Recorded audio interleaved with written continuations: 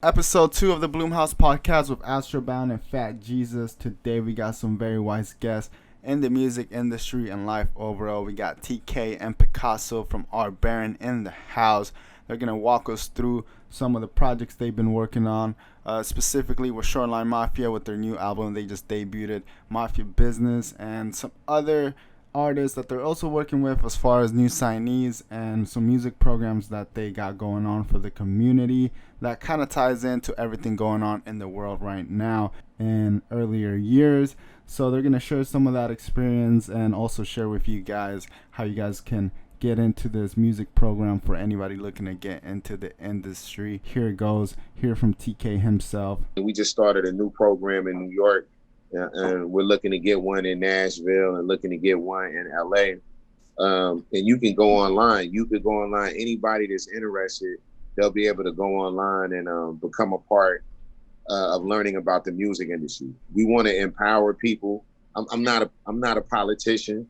Yeah, I'm not a political person in any type of way. That's right. Not what we front lines. You know, we definitely change people's lives financially and generational curses. That's what I like to say. So, okay.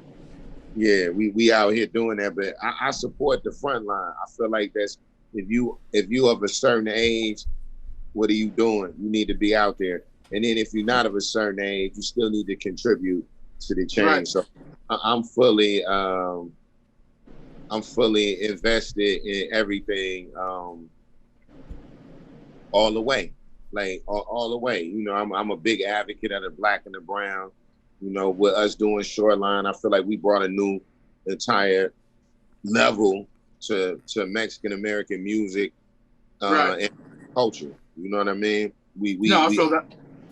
And you know, we've been able to feed families and more importantly, really create a new representation of what LA is. Some other shit, and you know, I think all the brown people, you know, and brown culture, Chicano culture in Los Angeles taught me a lot, you know, just in regards to resilience. It's like if you go down south, if you're a Mexican American person that was born on the West Coast and you go to the South, it's a drastic culture change. You know what I mean? Right, yeah. You're about in school, certain type of, you know, the dynamics, the social structure. It's very different. And I actually have a Mexican American artist in Tennessee. His name is Lil Berto, 18 years old, just graduated. So, you know, he got the trap and some whole other type of style. So this has been something I've been wanting to work on, bro. I'm not gonna lie. I saw the future in the 90s. I saw where we at right now in the 90s. You know, I used to have various artists when I first started in the game. And we would go to lowrider shows and we would just go to things and I would just see how predominant Latino culture was in breaking artists on the West Coast. And I was like, right. You gotta find something. Cause at that time it was just like, you know, like besides the shout out the Muggs and the Soul Assassins and Chase and Crondon, all our good people. But outside of, you know, that family with Estevan and right. Boone and Muggs and shout out Sick Jackin and you know, Psycho Round. Outside of that little unit of people that ran with them, you know, what wasn't really centered in that. And then you had a big explosion of you know, what we call 13 rap, so there ain't no rap. And that just became like a voice of something that I knew based on the politics wasn't a lot of Black people in LA going to play and in outside places. So I always was looking at what was going on. And then, you know, at the time, jumping up and down the coast and the Bay had always been unified along the color lines. You know what I'm saying? Right. So yeah, I've seen that. Yeah. Yeah, they kind of was like at the forefront of, you know, me seeing like Mexican kids get down like in the hyphy era and all this. And I'm like, damn, this is where it's at. So if I could find somebody like that, I know what it was going to be. So, you know, for us to be a part of this movement, you know what I mean? And it's bringing it together because we together, bro. You know, when somebody if OGZ have his son's birthday, we pulling up. If Phoenix has something, we pulling up. If Ron had, you know, that they all, it's like a family. You know, everybody is connected, and that's very important for this generation, and for for Los Angeles musical history. You know, for people to look back, and to inspire that and to do it. So I know it's been. I watched a couple of backlash things on OGZ that I saw from a certain contingent of Mexican Americans, and I feel like everybody is entitled to their opinion, but OGZ definitely he holds it down in the sense of I've taken him to places where I don't think that Mexican American music has been played in urban America, in urban Black America, in certain traps and slangs, and he opened the door. Whether you agree with the topic or not, he opened the door. And I feel like what the door openers always do is allow for somebody else to come through. So he's always going to be an innovator and an originator in that, and we're happy to be a part of that. And then to open the doors for the Mac P Dogs, or open the doors, being able to work with somebody like a Bravo who, works with Phoenix, a lot, or to open the door with Chosen Few, who we had, that is Salvadorian, or, our close relationship with Cypress Moreno, who me and P knew way before any of this, So these are things that we're dedicated to working on, that when all the things tie down and die down, we've been able to get stuff at the Boys and Girls Club in East LA. We've been able to get stuff at MacArthur Park, Lafayette Park, and heavy Central American areas. And we've been able to do stuff in, Leimert Park, which is heavy African American, or Inglewood with our good people. So we're community based. And I just know, like I said, I'm not a political person. I was raised in the streets of America. So all I know is how to come from that. And I was inscribed a certain doctrines, not really political, but I was raised on how to get money and economics, and I was raised on a certain belief and moral system. So we try to bring all that together. So And I heard you were talking about that. Sorry to cut you off, but I heard you were talking about that organization that helps out. What was the name of that? If you could let us know, and we'll shout it out, or if you have a link, we'll definitely let people know so they can support and help out. Man, we just got everything together right now, so it's super perfect. New. Hold on, let me give you everything because I want to make sure that I say it. Shout out to Sony ATV, and we're gonna have it's called Finding Your Way into the Music Business. It's gonna be every Friday from 12 p.m. You can apply now. Let me get the other information on here. Apply now. You can apply at bit.ly/DYCD music. And then we'll add the link as well on the screen so everyone can go check it out. Yeah, the link, and I'll send that to you guys. Yeah. It's the New York Department of Youth and Community Development. It's Sony ATV. Hip Hop is Green, which is my brother out of New York, our Baron, and Up and On One. So we wanted to make sure that we got. Let me get back on real quick. There we go. I wanted to make sure that I got it right. Yep. So that's a good resource. For anybody who's wanting to get in.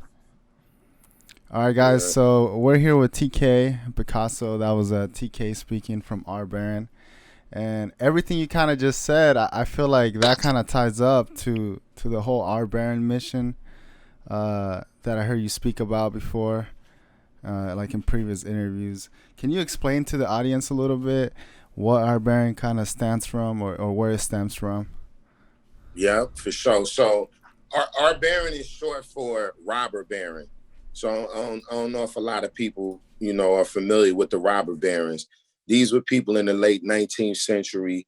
These are your, your Carnegies, your Stanford, who Stanford University is named after, your Vanderbilts. Oh, sorry about that. Yeah. These are people that basically, they came and monopolized the industry when the Industrial Revolution came. So it had like a negative connotation to it. It's supposed to be like negative. It ain't supposed to be good. But I saw how those people came from nothing and then took advantage of those industries. So me and P, you know, we're definitely you know, veterans of different things in the music industry. So we wanted to make sure that we were able to carry on that tradition. Like a Rockefeller, we big fans of Rockefeller. So Rockefeller was another robber baron. So I said, man, I'm not really trying to, like, we want to make it mean something. So how can we take the significance of robber baron and make it mean something?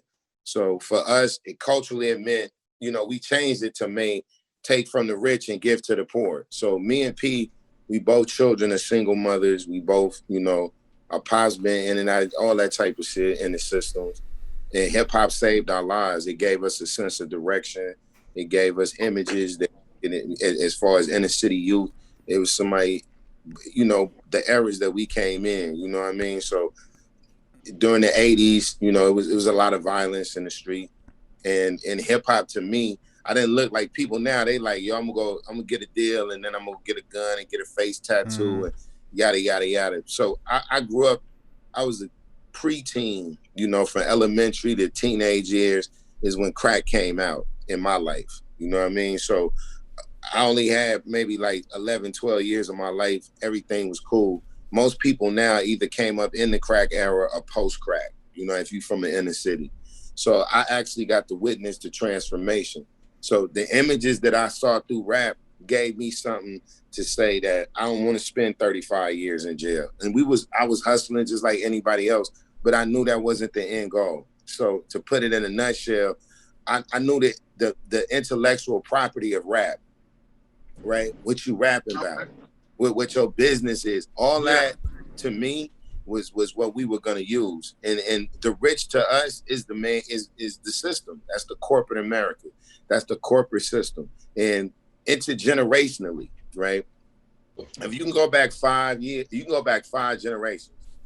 Your mom and pops, your grandparents, your great-grandparents, your great-grandparents, and your great-great-grandparents, right? And your great-great-grandparents.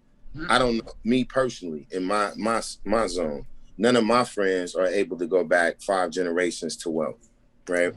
We're not able to do that. We can't go back 2 generations.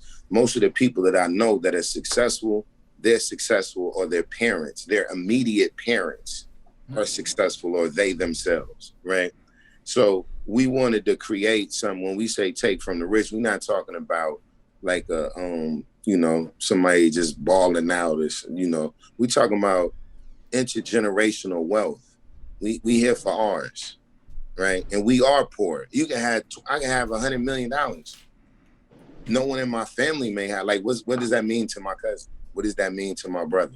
Like, they get a couple of million, but what does that really mean? Do you understand what I'm saying? No, so that's real. For us, our bearing has always been about how do we get in the system?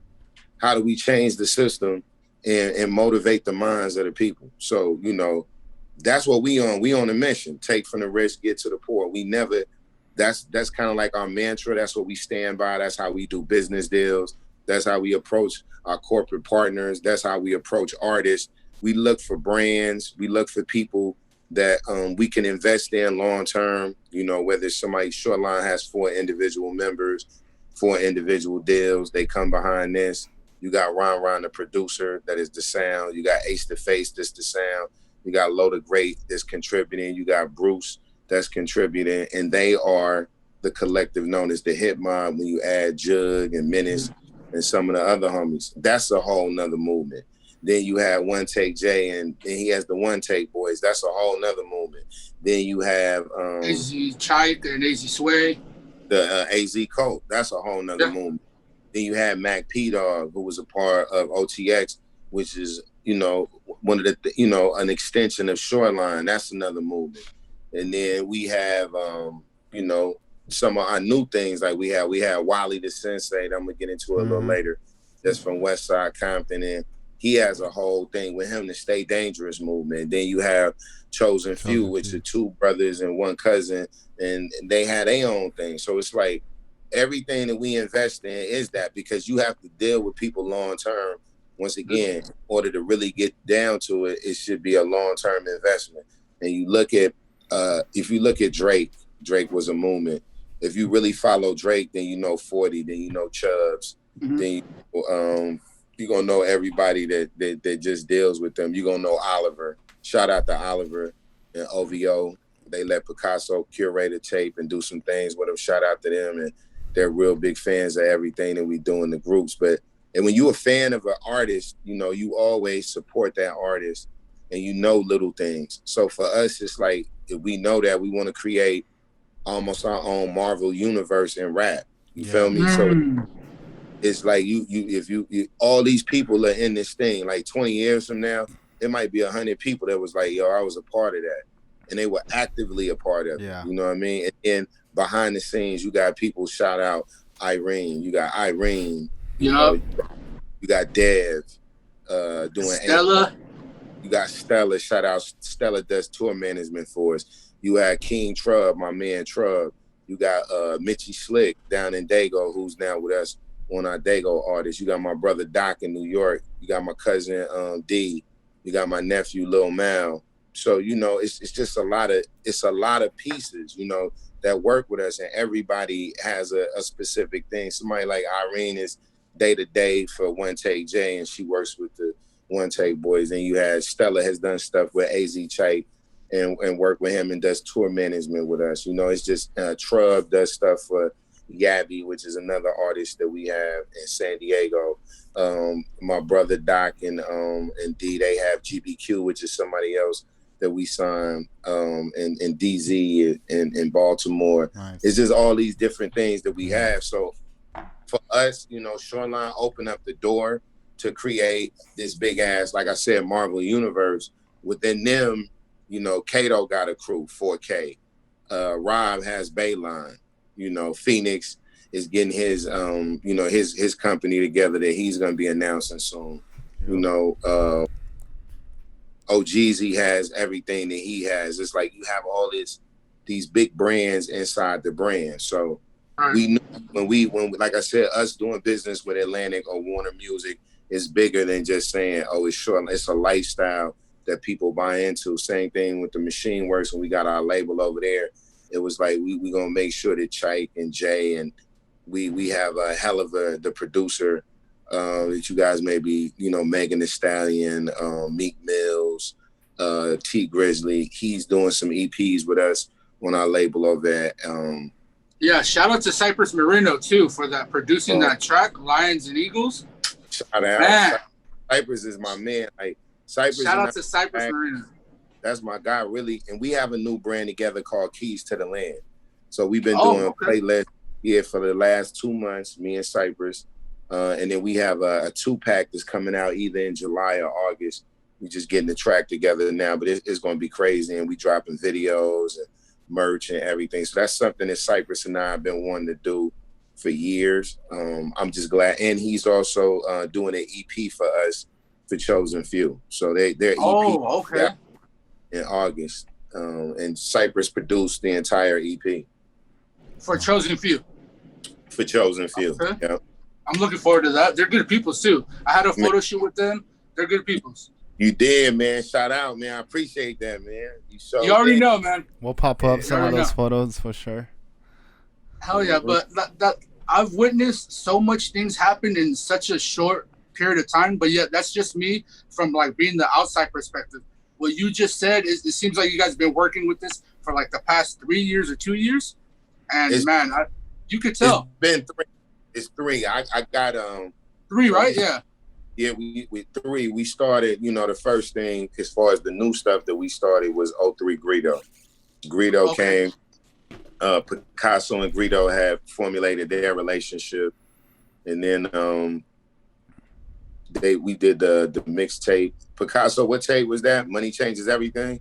Yeah, Money Changes Everything was the first project work that I did the artwork and I helped like put it in order, and I got Maxo on there, and then we worked on a few records on that one. That was the first one.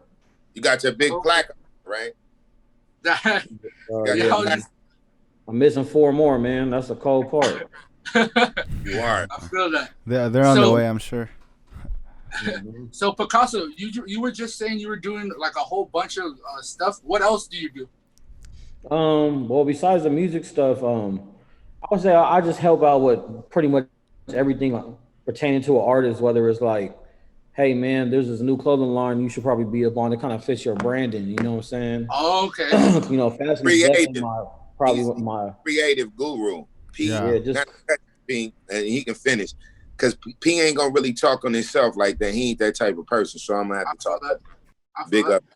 P is as an immense creative consultant in the LA area. He's helped with fashion brands and models, and he's helped with singers and rappers, and just basically to create art, whether that's art that you wear on your clothes, or whether that's the art you hear in songs, or whether it's visual art. So P is somebody he works with. You can see him with somebody like Hesh, shout out Hesh Skateboarding. You can see him with you can see him with any kind of music person. You might see him with the homies at Round Two talking about fashion. You might see him just dealing with a variety of different things. So P is during the music, outside of the music, P's like a creative genius and a consultant on anything that's cutting edge. You gotta fuck with P. You know what I mean? No, definitely. We could tell just from the drip that he has. This fool always stunning. Like he does not. This fool, it's crazy. But that's what's up, bro. That's good. Yep. So just kind of finding new ways of being up to date with what's going on, the new brands, and integrating that with the artists in a way that it benefits everybody. Yeah. And it just adds to the movement, and just adds that. Oh yeah, then I'll be having a lot of shit. I collect a lot of shit and find a lot of rare pieces. So that's like, we doing a video too. Depending on who it is, if they fit my size, I'll bring some little shit for them to wear or whatever. Yeah. Just little shit like that is fun. And then, giving all these fools beats, you know what I'm saying? I'm heavy with my producers. Yeah. That's a big side of things though. That's crucial. Always making sure niggas got all the beats they need, you know what I'm saying? And pushing the producers to create new kind of waves that we haven't done before, you know what I mean? Just, innovative little things that you're gonna hear. You're about to hear soon. Shit, in a couple weeks. Shit, really. Okay. You know what I'm saying? Now, did you have any take in the YS Capone, or I think it was the let me see. YS and Ron project? Yeah. Yeah. I pretty much help out YS since he got signed to Alamo. I A&R his shit. So I help out with A&R, you know what I'm saying? Okay.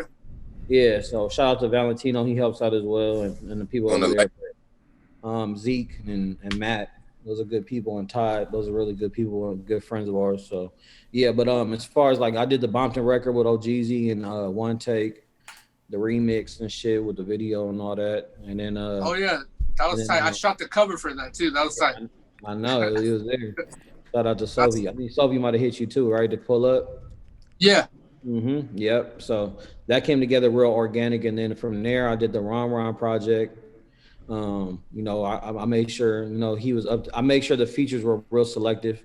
Whether it was Big Sad. I think he's a big artist emerging out of West LA. I like what he's doing, so I made sure that I like to put him with cool little people. Sada Baby. Obviously that was a good feature. He's from the same section as YS. In Detroit or whatever. So.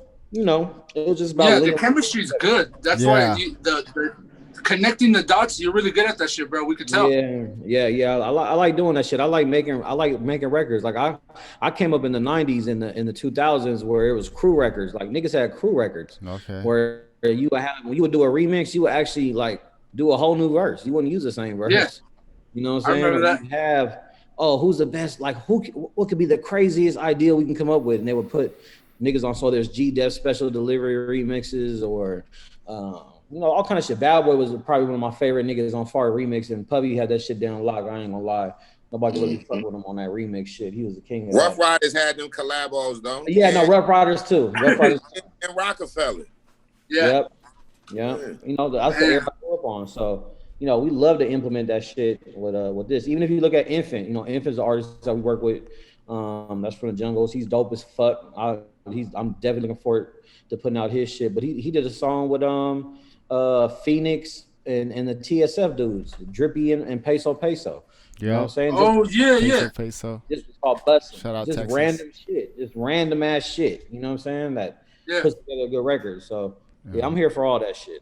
Yeah. That's what's up. That's you'll see that on a bigger scale on the album coming out. When does this air? Friday? Yeah, Friday. Yeah, that's right. Yeah, on the Shoreline album, you'll see some dope ass shit on there. Okay. And for the Shoreline Mafia album, how long did that take, or how 3 how years. did that come about? 3 years of work.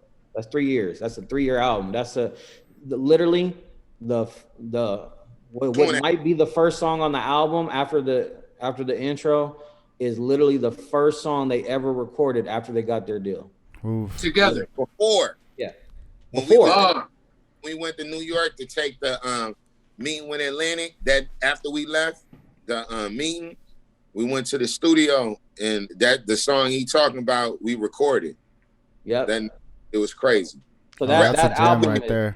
You weren't even signed yet. Okay, well that's even crazier. So look, that album is a New York trip, 2 Hawaii trips, Atlanta trip, Tennessee trip, and LA. God, yes. So that album went everywhere before it actually went everywhere. That's right. Detroit, P. Oh, and Detroit. Goddamn. Yeah. Okay. So talking about Detroit, who is Detroit? Or let me see. Detroit Land, the movement. Yeah. Detroit Land is us, me and R. Baron, and the family circle. You know, which is my good peoples, Pootie and Neek and Glenn and damn near everybody else in Detroit. You know, the big, of course people know, Sada, Draco and Bino, of course everybody know the Band Gang. A lot of people out here know Band Gang Lonnie because Lonnie be out here so much. Yeah. That's we locked in with Pootie, and Pootie is my man. I actually lived in Detroit as a teenager for almost 2 years as a teenager. I got into some trouble and went up there and, locked into the culture. This is the late 80s, early 90s. So it was I'm a hip hop person. So I'm from down south, but I grew up off New York hip hop. So I didn't know, Detroit was different. They had everything was very different to me. It was like a different planet to me. So I went out there and I felt like I always had a piece of the D in my heart, no matter where. Even me being out here, I would tell people that was close to me about I lived in the D in the early 90s, which is like saying just imagine somebody say they was from Kentucky or New York and they like, yo, my mom's lived in South Central and I lived in South Central in 1992 when the riots happened. Like that, you can't replicate that era. It's like a once in a lifetime type of thing. That's how Detroit was from 88 to 91 or 89, 91. It was a different fucking era. It was insane. It was crazy. So I saw that, and no matter what happened in my life, I wanted to do it. So me and P, when we got together 7 years ago in Leimert Park, just one day we was on the block and we just started talking about, some rap shit. And we was both I'm like, yo, I fuck with Detroit rap. He was like, me too. And we started talking about Boys Cash Out. Dope Boys Cash Out. Shout out to Dope Boys Cash Out. We started talking about them, and we had an affinity for it. And then as we met Shoreline, just randomly, just on some random shit, we was like, yo, what kind of music y'all like? And then they was like, yo, we fuck with Detroit music. We like, for real, who y'all fuck with? Dope Boys Cash Out, Band Gang, Shred Gang. We was like, get the fuck up out of here. They was like, we love hell of it. We couldn't believe that because once again, this is 3 years ago. The sound that you see now with everybody in LA, it was the Bay. The Bay, not LA. It was the Bay. The Bay had adopted more. The Bay and LA had, the Bay and the D had this thing going back and forth. And then when we was locking in with on Greedo deal, I met, shout out my man Kobe. who was over at Alamo, he's a regional rap dude like us. So we would just be like throwing each other bones. I would throw him something like, you heard this? And he threw me some band gang shit. And I was like, this is crazy. He's like, yo, you should link up with Pootie. And then me and Pootie, we just hit it off. And then we did a show out there, and it was crazy. We did a show at I can't remember. It was St. Andrews. It was the small room in St. Andrews, huh? Yep. That shit just went crazy. Everybody went crazy. Lonnie came out, Drago and Bino came out, Sada came out. It was just insane. And from then we just locked in, and we started working with Lonnie, with Pootie, and just as we got our thing, and then we just always been there for each other to support each other with our artists. On this Nick right here calling me right now from the gang, but we always just stayed in and locked in with each other, and then we was able to create this movement, and we just now kind of saying it like it's Detroit land, but that's where we at. We all locked in under this branding because it's Detroit and LA. Detroit had this very distinctive style. What I feel like LA was, we was kind of suffering. 3 years ago, we didn't really have like a definitive new wave. The first wave was so big with YG and everybody that in that wave, that it just kind of that shit went on for damn near 5 years. Shout out to Mustard and YG and all the people that came through there, the Joe Moses and the RJs. And then by the time the artists that we had, that was happening when they was in high school or junior high. So by the time that they got on, it was a new style. People was ready. SoundCloud rap had just popped off, and keep it real, in SoundCloud rap, Shoreline was the group that had all these millions of songs that people was on SoundCloud with. I mean, they had millions of views on streams. We couldn't believe it when we first got with them, and they had created this audience. That at the time it was Smoke Perp, Little Pump, Wi-Fi Funeral, all that South Florida stuff. Rob Banks. And then it was like the goth movement, Goth Boys, Little Tracy, Little P, all them type of things. Or it was the Healthy Boys. Shout out to Water Boys, and Sesh Hollow, all that. You know what I mean? So it was no dudes from LA that was the closest that you had. That time that blew up was what's the boy from Dago? What's his name? He had the whistle song. Rob Banks? No, Rob Stone. Rob Stone. He was from the West Coast that was really in that wave when SoundCloud was popping and getting millions of streams and all that. So me and P, shout out to PICASO once again being the person he was. 5 years ago, he had me listening to Uno the Activist, Little Playboy Cardi. What was Mexico Dro? Was my other boy P? That big boy Hollywood. What was his name? Hollywood Swag Hollywood. Oh yeah, Swag Hollywood. What's up? Ron So Cold. He had me listening to this almost 6. Shit, I was listening to Playboy Cardi 6 years ago with P. Actually, most of that shit was 6 years ago. I'm sorry, it was like 6 years ago. And so that's, if we talking about 3 years ago, so this shit has started 3 years. It was an entirely gap. That's like most of your high school. High school is 4 years. That's 3 years. The majority of that time, if you was an LA youngster, you had local music that only people in LA listened to, and then you had all this SoundCloud shit.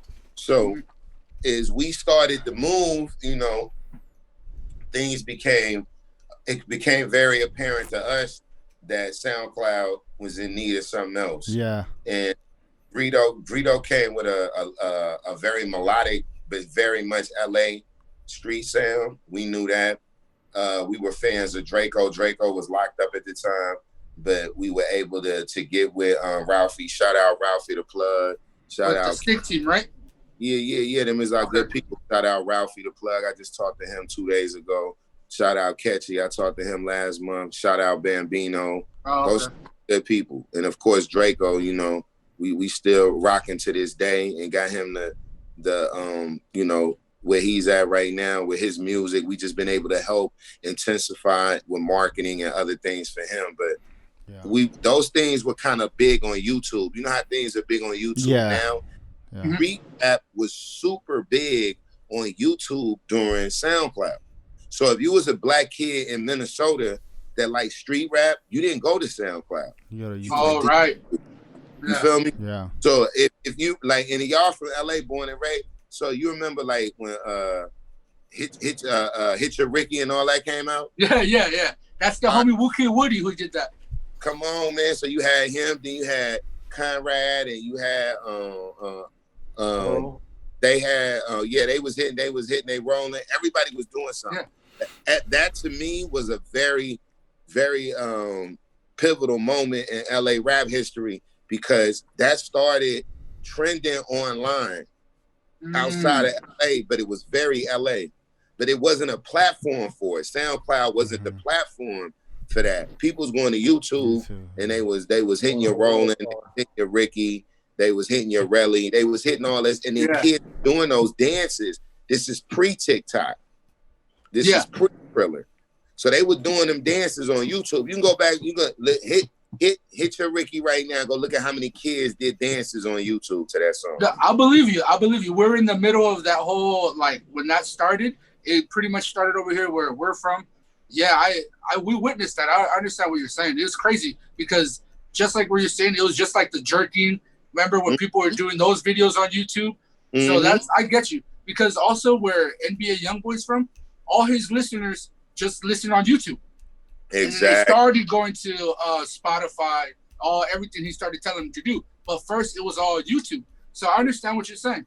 And then, we were able to, P and I were able, and we told this story before, we were able to link up with our good people at Noisy, at Vice, and they let us curate some things, and we were able to, do a mixtape series that PICASO had created, and we were able to put that through my relationship and P's creative thoughts and his creative relationships. We were able to create a brand that he's gonna bring back called Young Niggas Rule the World, and we did Volume 2. We debuted. What did you debut by Greedo, P? What was it? What song was it? Never Been the debut on my mixtape. Yeah, and then he did a Draco live from jail freestyle, and just a bunch of different stuff that people got to hear. P did it, and from there we just started, and then we debuted about a month later Musty on there, and then from Musty we just started debuting different artists that we like. We were already fans of Chike. I was way back in the day. I was already a fan of Chike, and then we had this rap show, and I can't remember if it was late. It was 17, I think, or 16. We had a rap show for the Hurricane, and I was working with a cannabis brand I was dealing with, and we had this show, and Shoreline did it at what's the spot in Silver Lake? Oh wait, was it Silver Lake or downtown LA? No, it was Silver Lake. The first show that they did with us was Los Globos? Or no? Los Globos. Yeah, we had it there, and they ended up getting on Telemundo. What? Yeah, they had a fight. You can look it up. It was a fight. Some people got into it, and they killed that, and Chike killed it, and that's when I saw Rucci. Rucci had did a show after, I think that was one of the first shows he did after Sean Mack had died. He had came back in, so I've always been a Rucci fact. I was a Mac Rucci fan. So it was good to see Rucci. I saw Chike. I brought Sway out. He brought Chike out. Who else? Jay wasn't there then, but definitely Chike, definitely Rucci, definitely Shoreline, and some more people. Was Peso there? Peso was there. He was there. You're right. Peso. Peso. AFM Peso. Excuse me. AFM Peso was there. Peso, who is now Peso Boy. Shout out to him. He was there. He had the homies with him, and it was a night. And then we ended up doing a bigger version of that with Jeff Weiss and Rosecrans Vic, and that was an epic night. We did that for Greedo's mixtape, and that was a crazy night, man. And that's when we got to see white people and all these other people come out. and show that they wanted, you know, that they were feeling and supported it. And we had cracked the hipster code, and we had cracked the code. So for us, we knew if we could get white people in Echo Park and Silver Lake to come out and support this, we knew it was going to be a nationwide thing. And pretty much that probably happened like August, September. The mixtape came out for Shoreline, Do That Shit at the end of, it came out Halloween, November 1st, that period. And it just went crazy. And we did, as soon as it came out for a month later, every label hit us up. And then we did this, we were supposed to do the smallest stage at Rolling Loud 2017. So they moved us twice. And the last time they moved us, they said Shoreline Mafia. And I was coming because it was so many, people were running. It had to be like, what, like 10,000 people hit the stage? Yeah, it was 10,000. Like they said, 10,000 people had ran over to our stage and left every big artist that was performing to come see us perform. That was probably the best moment in our history. And which Rolling Loud was this at? 2017, San Bernardino. Oh, okay. Yeah. Oh, okay. This is 3 years ago, right? Mm-hmm. Yeah, this is 3 years ago, bro. This is right when the mixtape came out, right? Draco had been out probably 3 or 4 days. Yep, Draco was out 3 or 4 days when it happened. And he was like, right in time. Fuck? Yeah. And then he jumped on stage and did a rap. And then we had, to me, that was a great thing. But probably my favorite show is we did a Roxy show in December. It was right after between Christmas and New Year's, December 17th. And Draco performed, they performed, and it was crazy. And it was the Roxy is one of my favorite venues in the world because it's big enough for everybody to get in there, but it's very intimate. Yeah. You know, you right up there, it's a small stage, everybody's pressed on the stage. You just get this is great sound. And that was it. And our booking agent sat out there with me for an hour. He was like, yo, what's your vision? And I was like, I want to make the biggest touring thing that I can make. He's like, we're going to help you. And within 5 days of that, I think it was the 2 days before New Year's. And then unfortunately, 4 or 5 days after that, Draco got picked up. Oh, shit. And, we were supposed to do a show. I don't know if you went to that show. That show was crazy too. At the what's the downtown? What's the theater on Main? Theater on Main. I know which one you're talking about. The airline? The airline. The Region. The Region. Okay. Yeah, now that show, that's a historic show too. We killed that. Yeah. That was just it was supposed to be Draco and Shoreline. Draco got arrested. And all the labels at that time, I probably had like 4 or 5 labels come out to the show. And they was all backstage, label presidents, A&Rs. Everybody was back there, you know, promoters, booking agents. Everybody was just like, yo, I can't believe I got all these kids out here. It's pure pandemonium. And then I think 2 weeks later we flew to New York and shout out Craig. What up, Craig? What up, Julie? What up, Kaiser? We sat with the Atlantic team and we went over what we wanted to do. Because at first I didn't want to deal with Atlantic because I thought it was too big. They had too much stuff. We didn't know if they were going to be able to understand us culturally because at that time, this is 2.5 years ago, you know, everybody's singing. A Boogie was singing over there. Kodak was singing over there. A P&B Rock was singing over there. We didn't know if they were going to be able to blow up something that wasn't a melody rap. We don't do melody rap. You know what I mean? That's not a Shoreline song is very different from a Lil Uzi Vert song or NBA YoungBoy song. That's very much, or even a Greedo song. Greedo and them have been able to work because there's a common ground. But nobody had blew anything up from the West during the time. And our blow up is 100% the fans. You know, the marketing that I do or the creative stuff that PICASO does based on whatever OGZ sends in. And OGZ is very much a creative genius. He had a vision for the group. He knew what he wanted to do. He's always led the ship. He's always moved the ship in a certain type of way. And we've been able from business or either creatively to help him in that vision. And, from doing the EPs, from doing Rob Vicious, Shoreline Presents Rob Vicious, that going platinum. Yeah. With bands, First gold. Platinum, just all these records, Musty's about to go platinum. Just all these things came off a mixtape and just various things. So for us, within, I don't know what, that was 18. Then last year we did the Shrine, sold the Shrine out in a week. Forgot it was 9,000 people each show or something. It's like almost 20,000 people. And we sold it out in a couple of days, man. Like the tickets went on and it went crazy. So, if it wasn't a pandemic, we was looking at doing the Staples Center, the Forum, something really crazy big to just celebrate with the fans. But unfortunately that happened. But yeah, man, the thing with us and the gang is that it started in LA, it started in the streets of LA.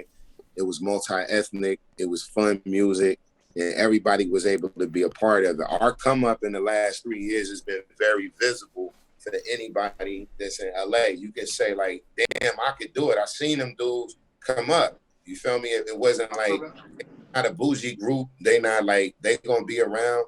I know people because I've been in the streets and they done seen me and touched me and experienced us. And we not on no shit. We out here with our people and I love it. And I think everybody is gonna be by the time this drops Friday, we gonna announce what's going on with the album. So I think everybody's gonna love this album.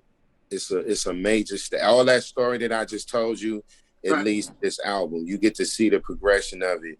You get to look with your own eyes musically how the sound went from this to this to this to this. You saw when the same kids who did that small show at Los Globos and then had everybody go crazy at San Bernardino Rolling Loud and then sold out the Roxy. And then was able to sell out the region downtown and then was able to go to New York and negotiate all these label meetings and then come back and within a couple of months start, tours, sellout tours everywhere on the West Coast. And then by that fall have sellout tours everywhere in America. And then by the top of that, be able to go to Europe. I set up Europe for us. We've been to Europe twice on runs, sold out. We've been to Australia. We've been to New Zealand, sold out festivals. Like all on this music off a mixtape. You know what I mean? That's what primarily it started. So this is the growth of all that. It's crazy features, crazy production. Is man, this motherfucker is something else. It's really like a journey. It's a whole journey in the tape, yeah. That's what P said. It's a journey. It's something everybody get to be a part of it. It was recorded in different locations, so it was like very in the moment. Like a lot of the essence is gonna be in there. Yeah, it is. And you could get to see it's like a family or it's like anything else. So you got moments where everybody's on point and you got together. Then you got moments where everybody like, I'm just over here doing my thing. Because people always ask like, what's up with the group? They breaking up, they this and that. At the end of the day, these people been together since high school. And you got to ask yourself, fuck the public. Ask yourself, are you with everybody from high school? You not. So if you, and then you ask yourself, are you traveling the world and you doing this with people that you know in high school? You're not. So they've been able to do that. They have a real bond, and I feel like with any bond or any kid or any coming of age, you got to spread your wings. They all got the same management. Mm-hmm. They all got the same homies. So shit, I don't know any. I live in America, you know what I mean? And anything could go down in America. You can be cool one minute and fuck it, we can't even go on the next block. You feel me? Yeah. So I just feel like it's some young people shit. They growing up. And they doing it. It ain't no big thing. Ain't no motherfucking clickbait. Ain't no salacious shit like that. Okay. These is the homies. They real went life. through. It's real life. This real life, you know. And it's like you could, your auntie and your uncle might not get along. Fuck it, you and your brother. Yeah, this nigga took the toothpaste. Who told you to take the toothpaste? Okay, you know what I mean? So to clarify everything with that, what is it called? to answer the people and the fans, Shoreline Mafia is Right. not broken up. They're just working things out. Yeah, I wouldn't even say they working things out. We are collective, right? Okay. So it's always been you go in there, you'll hear Kato, and I'm gonna be real. I feel like the fans just fixated on OGZ and Phoenix. And instigated, yeah. Not instigated. I'm just saying before they just fell in love with OGZ. Like, it was okay. Is he, what is he? Black? Is he white? Is he Mexican? What is he? Like, nobody knew. So they just fell in love with him. And then Phoenix is such a great rapper and has such a, songs and presence. So people fell in love with them. But Rob and Kato had to kind of come from the back. Rob came from the back. That's what Traplantic was about. And people was like, oh shit. They wasn't just the two black dudes in the group. Rob popped himself up. Yeah, like Kato they can take the lead too. We still got to get Kato breakout moment. So I feel like because of that and everybody saw that, everybody just fixated on that, right? And then, Phoenix is a man, OGZ's a man. We all men. So you supposed to say what you feel. You can say whatever you feel. And I feel like we not here to hold anybody back. We created a great brand and they all contributed to this great brand. It's an amazing fucking brand. That's why I'm here talking to you guys. And all of these people are under 25, 26 years old, to 22 years old, bro. So they doing stuff that normal 22-year-olds or 25-year-olds don't get an opportunity to do. And I just feel like you got to give everybody space. Next year, after this album drops, you're going to get all four of them dropping solo shit in a year. And I just feel like everybody sees the continuity, like, oh shit, little bro on his shit, bro on they shit. Oh shit, they got these two ones got a deal, and these two going on tour, and they got this product together, and they having this music festival together, and they doing this. Like we already, like I said, we got our own Marvel universe, so we all plugged in with each other. We really don't need a lot of external things. We bring people into our world. So that's something that they created, and me being a manager, I was able to create a business plan. So that universe is going to be there, whether it's Phoenix giving you bar, what he got, OGZ giving you a bar, Rob, Kato, or them coming together in some configuration. It's always going to be there. So the brand is there. Brand ain't going nowhere. Y'all get brand forever. Okay.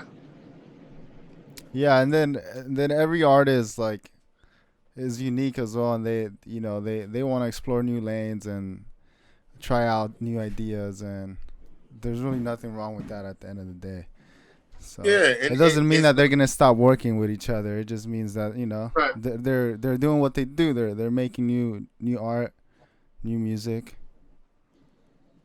Yeah, and they making shit that's good. Everybody able to kind of like do their thing. That's one of the most important things to me in music, is for artists to be able to grow and control their destiny. So, like, remember what we just said, we go through this conversation. There was a time when people in LA weren't in the SoundCloud. SoundCloud ruled rap for a couple of years. We weren't even in that conversation. So we were able to go from nothing to, in that conversation, to some of the biggest people from that, to now people are like, a group like Shoreline Mafia being one of the biggest groups in the music industry from LA is not like nothing. Or they like, it's like almost new life, I know.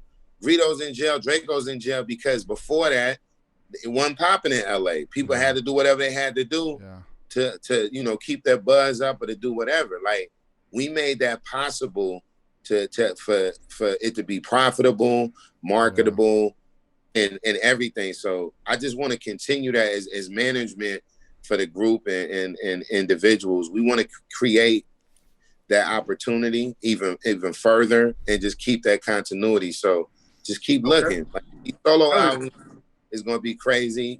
We giving y'all the album everybody wanted. We got videos, we got content, we got everything you're going to need, we got for you. Okay. The fans are going to be, man, they're stoked already. I could tell from people just waiting and asking and asking and asking. The people want it, they're waiting, and they're going to be Man, from what you guys are saying, I'm fucking stoked. So how did that go about with YG jumping on the remix for Sippers and Gangsters? Or yeah, right? Gangsters and Sippers. Yeah, Gangsters and Sippers. How did YG or how was that PICASO or you? I would say that was our good people, Austin Rice, who who helps out with us on the A&R team at Atlantic. He proposed the ideas to us. We're connected to YG's management. Our good brother Julian, who's a long-term fan and supporter of the movement since day one. One of the first A&Rs to come along with Austin to sit in Ron studio before any business was done. So shout out to both of them. They both had a relationship, and the idea was proposed, and you know, it wasn't a bad idea. You know, YG showed love and brought us out and flew them, you know, first class across the country while we was on tour and brought them out at the Flognaw thing. So that was like the first taste of that, and then just to them to connect on the record afterwards was, you know, it was a natural thing. It wasn't forced, and it just seemed like it made sense. And record's doing good, and the kids is fucking with it. So it's a good time. Congrats on that. That's tight. Mm-hmm. And then, so for the One Take J and the Blueface new single and video, same thing, just organically, huh? 100% organic. Each other, I think they knew each other. They did for years. Yeah, because they're both making so much noise. One Take J and Blueface. Yeah, they've known each other for quite a long time. They actually, they might have had an early record together if you really dig deep in that SoundCloud history. Yeah. Oh, okay. There might be an early record, bro. Don't quote me on that, but I feel like there might have been an early record. But you know, the big thing with that is the fans kind of instigated a lot of shit between them and their careers, you know, as far as who come up with the style and you know, and who sounds like who and da da da da da. So I think it was it's big on both of their parts. This point in their careers where they both proven so much, for them to come together and actually do a record together, I think that's amazing for unity and amazing for the coast. You know, LA, man, you know how it is in LA. We all from here, you know. Well, sometimes when shit gets talked or the shit is weird in the air, it takes, you know, real men to step up and actually, you know, get past it or whatnot. You know what I mean? So, you know, the song is dope. I heard it. It's amazingly fucking entertaining as shit. Blueface, he's busting on that motherfucker. And the video, you seen the pictures of the video of the girl out the window and Jay looking crazy. So yeah, that shit's something else. Shout out to Carrington, who's a TK, the big advocate for Carrington, is an amazing director. He shot it, and it's gonna be a moment. Hell yeah, that's tight, man. So that's one of the amazing things that's been happening lately with this whole movement. It's just seeing people get together and working together a little bit more than before, just because, you know, sometimes in the past it's been hard for artists to get along in LA, and I think that was kind of putting a small block on the whole scene and you know, the music making it out the way it should. And I think that's a reason why Shoreline Mafia also had a big impact, because here you have like some artists that they all have talent, but they came together and basically broke through a whole new wave. 100%. You gotta look at it like this. You had Shoreline, Greedo's from Jordan Down Watts, Grape Street. You got that. You had East Hollywood. You had Rob, South Central. You had Kato from Burbank and Southside Chicago. You had Stink Team from all over the East Side, from everywhere. And you had all that at one. Ron and Ace to Face from Watts. You had all this shit, and it came together, and it was unified. That's why it worked. People love movements, bro. Oh yeah, you know that's true. Who don't want to see a bunch of young niggas from all over the city together making music? Man, that shit's inspiring, bro. And that shit don't happen, like you said. So we were able to put that together and make it happen. And then we went on the road and brought Detroit in. We brought Z Money from Chicago in. We brought in our good people from Baton Rouge. What's my brother? What's our good people, TK? Yep. And we had Man from Atlanta. Shout out to Man from Atlanta, and gave the world a great record curated with Greedo, Man, and OGZ. That shit still goes when you play it at the shows. Shorty opened up at our show. Yeah, the Roxy, right? Was it? Record. No. This is in Maryland. Oh, okay. Yeah, we brought him out. You know, that record was on the shout out to Cypress. You know, that's a Cypress play. You know, Cypress brought him out, and the homies embraced the record. One take put it up, and that shit blew. And that shit definitely contributed to that record blowing up. You know what I'm saying? Damn. So, you know, that we've given back. There's been things that we've done. We've connected the dots all across the states, bro. You know what I mean? We took Kalen in these places on his first tour. We took Key Riches on his first tour. We took Rucci on his first tour. Chike on his first tour, Jay on his. These are before Chike and Jay was signed to us. You know what I mean? They did a big ad. We did a sold out show in the Roxy. We had all type of LA people. That shit was crazy. It was just the momentum of us. You know, 2 years ago on the East Coast, as they're building that thing up, and all these people are coming and seeing all these acts that are really good. Like you come to a Shoreline show and you like, damn, who is Rucci? Damn, who is Jay? Damn, who is Jay? Damn, who is Kalen? Yeah. Damn, who is Band Gang Lonnie? Damn, they got songs together. Like, it was all this shit that was going on. Damn, Z Money got a song with them. Damn, it was like all this shit that was happening at once. And that's why I said, for me, it's been important. The expansion of us is going to be about that, what I call the mud. I call it the mud. Yeah. Out the mud is those connections. LA is pretty much, now LA is like this, you know, and then Roddy Ricch, while we was doing that, Roddy Ricch became the king of the world. Shout out to Roddy Ricch with that melody rap and the things that he was doing. So in that time that we're coming up, he came and conquered, you know, the whole world with melody rap. We sold the culture, he sold the melody rap, and now LA, we're in a beautiful place. So now we want to be able to, we giving out the Shoreline album. You know, you get to see the growth of Chike when him and Blueface coming together. And then you get to see, you know, Chike is open. He's working on his album right now, which is going to be that crazy. album. When was that coming out, or is it still in the works? It's still in the works, but you can go on right now. You can see Saweetie. He's had Kalani put him up. He's had Saweetie put him up. He's had what's her name? Ruby Rose put up him and Bravo the other day. So, you know, Chike is really working. He has a bunch of surprises on his thing. He's about to shoot a video. I just talked to him a little.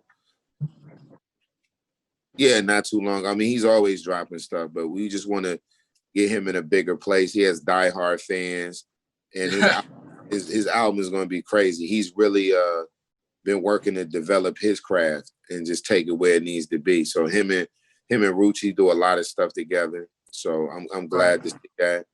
And then you know, Ron. Yeah, come on, man. You always got Ron. We wouldn't have anything if Ron is actually how I met the Sting team. Okay. How I met Shoreline. You know, Ron, you know, I always say thank God. So, you know, he put the plug into everything, and he's grown immensely as a producer and executive producer on this Shoreline Mafia album. So he's grown leaps and bounds, and I look to see him working with some of the biggest artists in the music industry when this drop. Yeah, he's out of here. And then, you know, we had a new stuff, which is Wallie the Sensei, as we were telling y'all, Chosen Few. Yeah, those are the new signees. So, you know, which both of them have full things that they've been working on, mixtape projects, singles. Wallie's killing the streets right now in the land. He got Scandalous. I don't know if y'all heard Scandalous, but it's a killer record. You should listen to it. The women love it right now. Chosen Few, they don't have any. We've been just letting them create. They're kind of like, I don't even want to put a name on them, but they just have a very unique style, and they've been working on that. So they have about 3 projects ready to go. So we'll start dropping them. And then we just signed our first artist from San Diego to Asylum, Yabby from Southeast San Diego. So I want to shout Yabby out. That's Trub and Doc and Mitchie Slick. Yeah, we doing that. And then lately. With Mitchie Slick, we co-managing Little Weirdo. Are you guys familiar with him?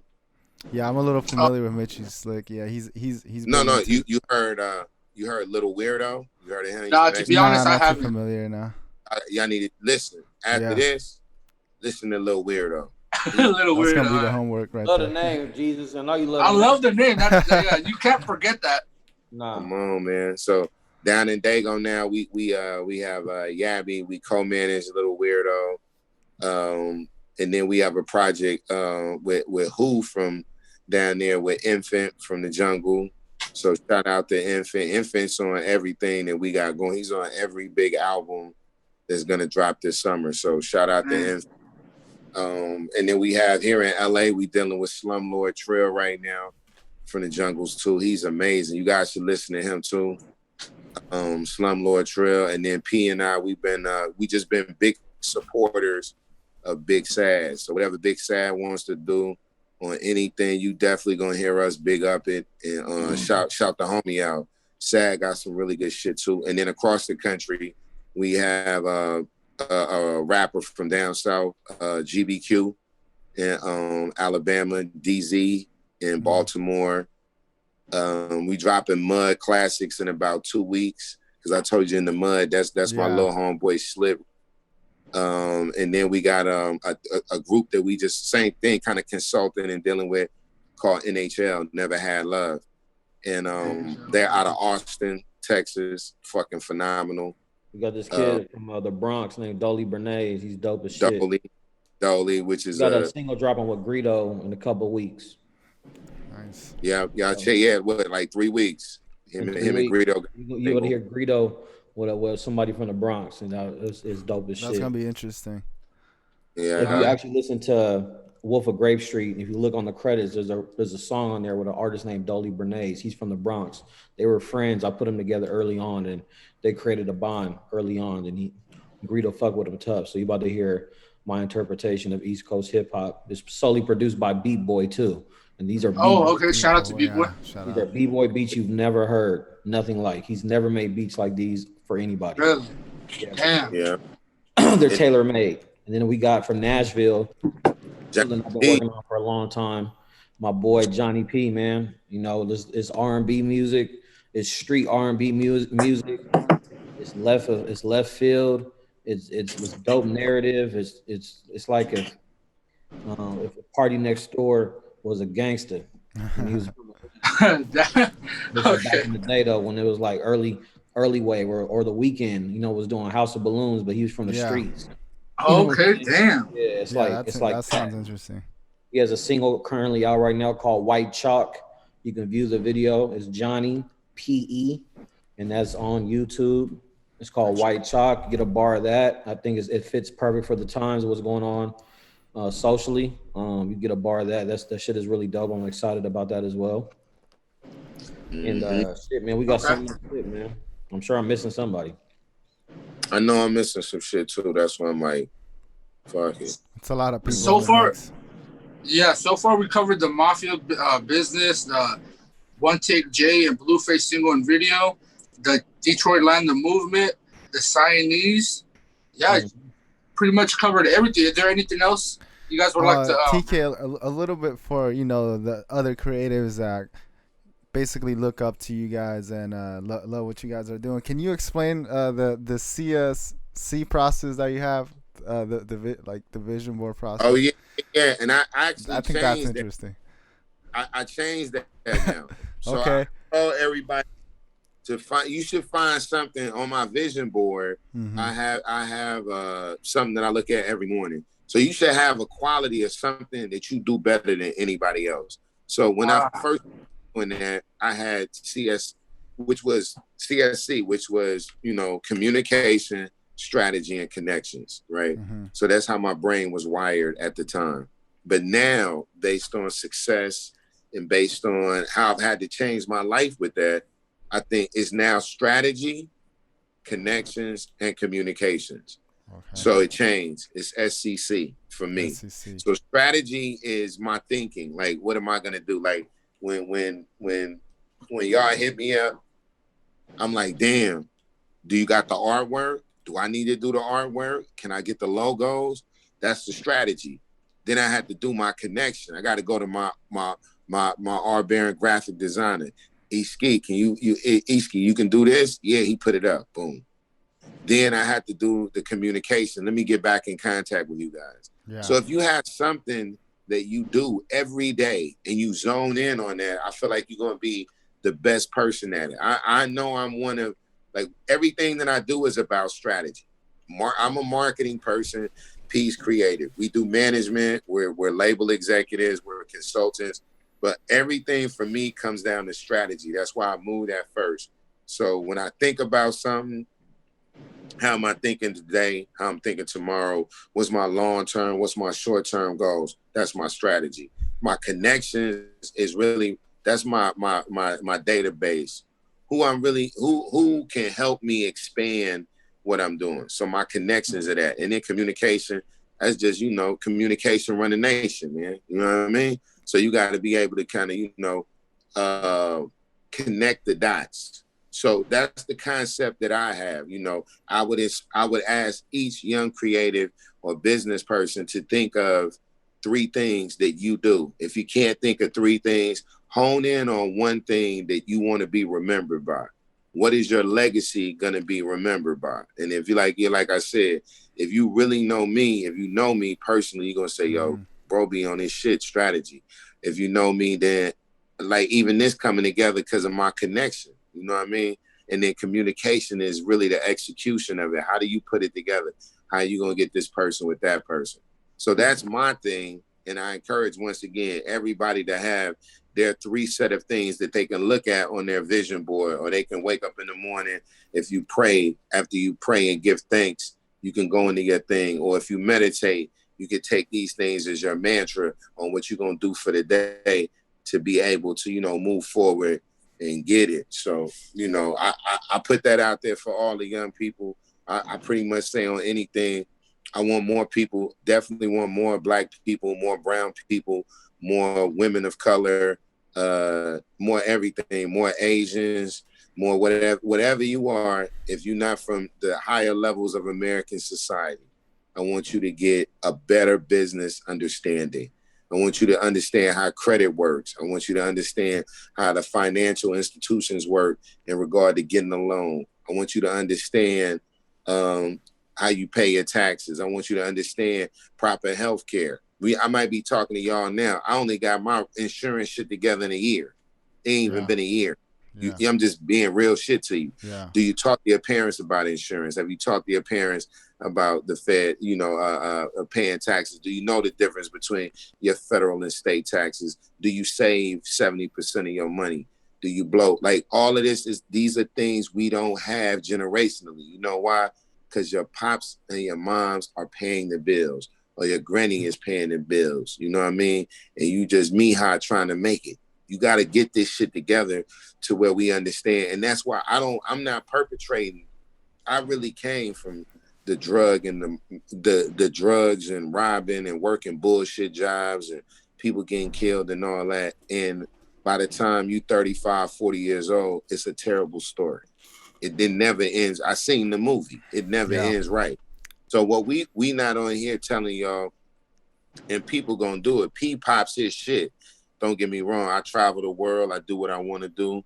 We definitely count money. We do what we do. But most importantly, bro, we're living examples of the have-nots. Somebody else. I don't have shit, bro. I don't come from anything.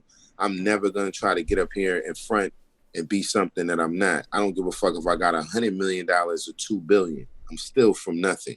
And generationally, I'm still overcoming stuff. You know what I mean? So you want to make sure that while you have your time in the spotlight, you don't have to make sure shit. I'm making sure while my time is in the spotlight, I concentrate and educate people financially. And I hope that through that, I can change the world. That's my thing. So for sure, that's some of the wisdom that the artists you guys work with have basically been able to pick up from you and basically create just better relationships to continue working. And that's helped them, in some ways, reach new levels as well. And yeah. And how how you were saying about strategy, communication, I really seen you put all that to work. Early on, like you said, 3 years ago, when a lot of the movement was going on, putting the pieces together from all the new artists that were emerging and the new SoundCloud scene and all that. I remember seeing you at No Jumper, and pretty much bringing a whole new group of people together, because Adam at that time was just doing the goth rap and the auto tune stuff, just a lot of the music that was not necessarily from LA, it was from other places, and was like you said, a little bit of the emo rap, the auto tune rap, and you kind of were able to introduce this whole new approach that was coming through. You one of the people that caught it, yeah. and I just want to just add on to that, not to eat it up, because I want P to say something too in parting, but we have to understand our power, and as people in Los Angeles, we are the creative epicenter of the world. Mm-hmm. Mm-hmm. Don't let somebody tell you it's New York, it's Paris, it's London. Shout out to New York. I love. Yeah, they're New all York. Big. I developed, my persona and everything coming from down south to New York. I love New York. I love Paris. I love London. You know what I mean? Tokyo, Singapore, all them big ass cities, right? Yeah. Guess what everybody doing around the world, my man? They wearing Vans. That's what they doing. They skateboarding, my man. And they listening to the music. Watching Hollywood movies. Yeah, they watching that. So the power that we have is to always self-generate, and that's what I want. I want the kids to understand that, and that goes back into that link that you guys are gonna put up right here. Put the link up. Yeah. So get on, you know what I mean? So you guys can get on here and come on Fridays, and you can be able to learn all this information that I'm telling you, because I want the next executive. Pac said something I live by. I may not change the world, but I guarantee you I'll spark the mind of the person that changes the world. So my thing is, right. Business person, you know what I mean? Man, woman, child, whatever, to come up and say, man, I don't have nothing, but I knew I could have the world. That would mean the most to me. So that's why I say you got to think about, people don't think about their time. When they got their time, they just like, yo, I'm promoting this and that. You do what you got to do. We let the artists promote it. Us, we've been through it. So we the living testament to tell people, stay with your vision. No matter what happens, man, adapt to the situation and understand your intellectual property and understand your self-worth. That's it. P, I know you got something to say, man. Parting, yeah, man. I would like to say, we never did no bad paperwork with no artists, man. You know what I'm saying? And I can't wait for the artists to, we always put people on. We always did everything fair. That's what we come from nothing, and we've done everything fair, and we never did a bad. We haven't done no bad deals. We never did no sucker shit, and we will continue to press that line and continue to lead the example. All the young business dudes coming up, as he said, you know what I'm saying? You can kind of like look at us and take, and hopefully we lead them by example and sparking like the next generation of A&Rs, fashion niggas, dope creative minds, shit like that. You know what I'm saying? So, we've always been fair people, man. We come from nothing, like he said, and shit, man. We put a lot of money in a lot of people's pockets, and we've helped this movement, and we can continue to do so. We continue to change lives and help families, man. And that's what it's about. That's right. I'm continuing to decorate my wall with these motherfucking plaques. God damn it. Buy this pot, you know what I'm saying? That's what it's about for me.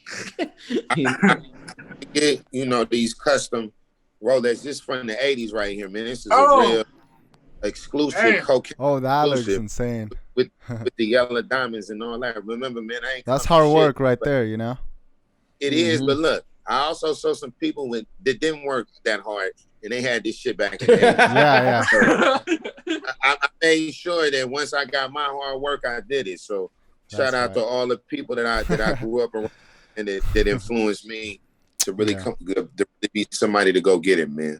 Yeah. And shout out to you guys for having us on here. Yeah, appreciate it. Yeah, shout out to you guys. Really appreciate you guys.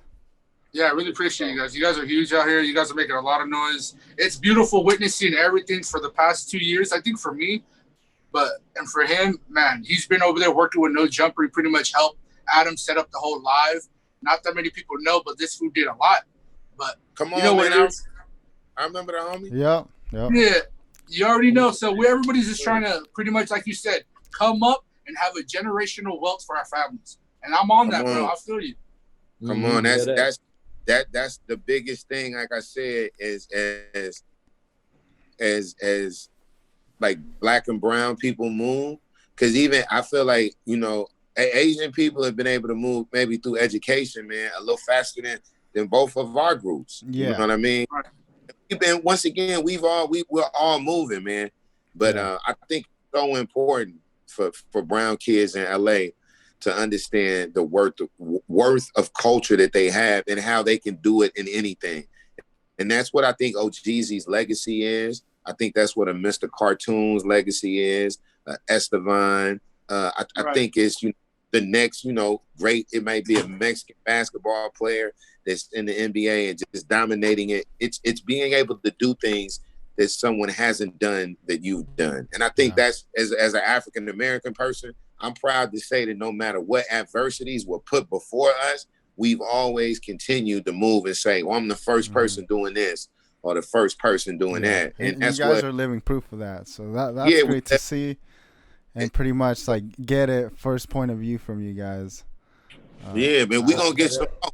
We're gonna get some more. We're going to have... Yeah, there's more stories on the way. Everything's still being written. History in the making. Come back next year and have my young boy, one of my youngs, come through here and really get to it. You know what I mean? Oh, yeah. Yeah, we cover a lot of good stuff. Like I said, you guys are still in the process of making history, so we definitely look forward to having you guys soon. As new stories and new projects, new music gets worked on. But easy.